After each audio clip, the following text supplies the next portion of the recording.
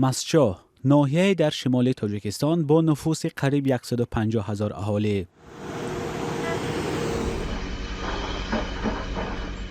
کان استخراج شرکت صنعتی کوهی تاجیکستان و چین در حدود همین ناحیه جایگیر است. بودجه مسچا بیش از حد وابسته این کارخانه شده است. یافته‌های رادیوی آزادی نشان می‌دهند که بودجه ناحیه مسچا برای نیمه اول سال 2024 قریب 73 میلیون سومانی یا 6.8 میلیون دلار پیش بینی شده بود. بیش از نصف بودجه ناحیه یا 41 میلیون سومانی برابر به 3.8 میلیون دلار را باید شرکت صنعتی کوهی تاجیکستان و چین می‌سپارید. اما این شرکت چینی حجم استخراج را کاهش داده به بودجه مسچا 7 میلیون 360 هزار سومانی برابر به 694 هزار دلار کمتر مبلغ گذران. چون این وضع باعث شد که کارمندان اداره‌های دولتی در ناحیه مسچا به خصوص آموزگاران سری وقت معاش خود را گرفتن نتوانستند.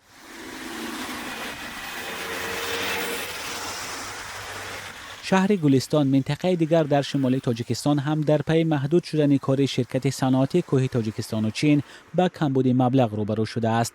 رئیس شهر میگوید که در نیمه اول سال روان با بودجه گلستان قریب 34 میلیون سومانی یا 3.3 میلیون دلار کمتر مبلغ وارد شد.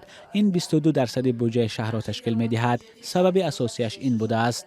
اقتدار استحصالش کم شد، برای استخراجش کم شد، برای آنکه زیاده از 300 نفر دو شرکت جی ال میگویم سینفیدره انامینو بین خودشان شرطنامه قطع کردن، کارگرای گرفته برآمده رفتن که تا همون اونی که به جای آنها کارگر آمد موقتا جای کاری همونها موند. الان استخراجی که در یک روز گویم که 3,000 تonna 5,000 تonna بود، ما الان نکردیم تا 50% و ها کار کرد. یکون روز از کار از فعالیت باز نموند. دفتر کاری شرکت صنعتی کوهی تاجیکستان و چین در حدود شهر گلستان و کان استخراج در ناحیه مسچا جایگیر است. برای همین فعالیت این کارخانه به دو شهر و ناحیه ولایت سوخت تاثیر دارد. شهر گلستان و ناحیه مسچا در حقیقت با فعالیت نامنظم شرکت کوهی صنعتی تاجیکستان خطای وابستگی داشت. از سبب آنکه درآمد عمومی این شرکت در سال 2023 نسبت به سال 2022 گفتم ممکن یک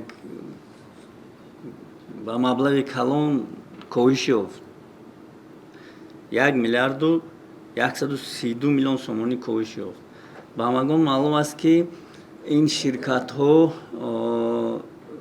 در اساس شرطنامه‌ای که با حکومت جمهوری تاجیکستان بسته شده است فعالیت میکنند و پرداخت اساسی که از این شرکت ها با بودجه وارد می شود این اندازه فایده است. رادیوی آزادی 21 آگوست برای گرفتن نظر مسئولین شرکت صنعتی کوهی تاجیکستان و چین به این کارخانه مکتوبی رسمی فرستاد ولی پاسخ نگرفت. مقامات تاجیکستان امیدوارند که فعالیت شرکت صنعتی کوهی تاجیکستان و چین بهتر می شود و این شرکت باز بودجه را پر می کند. البته نسبت سال گذشته مبلغ‌های سو پرداخت کم شده به نظر داشت که با شرکت با بعضی مسائل مالیوی استحصالی روشدگی بود سال گذشته من فکر میکنم که دوره به دوره من استحصالش خودتر بهتر برآمده است. نشاندهش خودتر بهتر میشه تا جنبه سال از روی اطلاعاتی که وزارت صنعت در جنبه این سال در حکومت داده بودند. استخراج معدن یک بخش اساسی اقتصادی تاجیکستان است و این بخش مهم اقتصاد اساساً در دست چینایی ها است. از جمله 84% طلای تاجیکستان را دو شرکت چینی زرافشان و پاکرود استحصال می‌کنند، ولی تنها بودجه های محلی نیستند که از حد زیاد وابسته کارخانه های چینی شدند. در بودجه عمومی تاجیکستان هم سهم کارخانه های چینی زیاد است.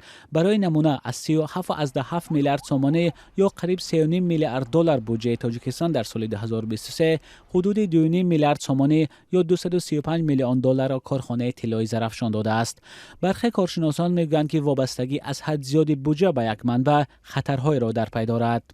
از یک جهت خوب است که کارخانه‌های چینی برای بودجه کشور یک منبع درآمد تبدیل یافتند، اما زیاد وابسته بودن بودجه کشور از کار این کارخانه‌ها خوب نیست، چون که در صورت سست شدن فعالیت آنها و یا از کار ماندن آنها بودجه کشور از این منبع درآمد محروم می شود و شاید بعدا نتواند عهدهداری‌های خود را اجرا کند، از جمله در پرداخت معاش.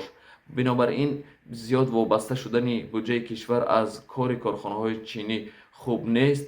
بنابراین دولت را ضرور است که برای همه صاحبکاران، سرمایه‌داران، سرمایه‌گذاران شرایط خوب کاری فراهم کند تا که آنها کارخانه‌های نو سازند، تجارت‌های خود را براه مانند تا این برای بودجه کشور یک منبع درآمدی نوی شود. ساکنان منطقه هایی که در کنار کارخانه های چینی زندگی می کنند بارها از کار چینایی ها شکایت کردند، ولی مقامات از کارخانه های چینی حمایت. پشتیبانی که یک سببش می تواند همین وابسته شدن بودجه کشور به کارخانه های چینی باشد. مولا رجب یوسفی، فرزان محمدی، رادیوی آزادی.